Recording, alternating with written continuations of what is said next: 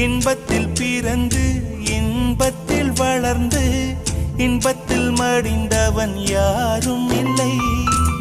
துன்பத்தில் பிறந்து துன்பத்தில் வளர்ந்து துன்பத்தில் முடிந்தவன் யாரும் இல்லை. இன்பம் பாதி துன்பமும் பாதி இரண்டும் வாழ்வின் அங்கம். நெருப்பில் வெந்து நீரினில் குளித்தால் நகையாய் மாறும் தங்கம். தோல்வியும் கொஞ்சம் வேண்டுமடி, வெற்றிக்கு அதுவே எணியடி.